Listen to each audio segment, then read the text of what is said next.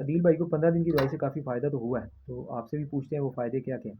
उसमें आपने 15 दिन की दवाई खाई है ना? जी, जी। उसमें रूटीन में आपने देखा कि गैस दाबी थी मैदे की बेहतर है, जी, जी, बेहतर है। मैदे में सुइयाँ चुभती थी वो भी बेहतर हुई हाँ हैं। जी, वो भी काफ़ी बेहतर है। बिल्कुल ठीक है। इसी तरह जिस्म का दर्द होना हाँ जी, वो भी और जो है ना। स्पेशली एक दर्द थी आपके सीने के ये सेंटर में दर्द थी, हाँ जी, ठीक है जी? और उसी वजह से कमर में भी दर्द थी और 2 साल से जा ही नहीं रही थी, ठीक ऐसे ठीक ही है? तो है। अब उसमें आपने क्या बेहतरी महसूस की है 15 दिन वो के ये अंदर? है कि अब जो है ना बेहतर है काफ़ी, जो मेरा जो कभी साँस हुई, कभी नहीं हुई। जस्ट जो एकदम से टाइट हो जाती थी, साँस हाँ, बंद हो जाता था बिल्कुल, मेरा, बिल्कुल वो सही। अब उसमें जो है ना वो मुझे क्या कहते हैं, राहत है, सुकून है। काफ़ी सुकून है। हुँ। इंशाल्लाह आगे भी आप बेहतर हो जाएँगे।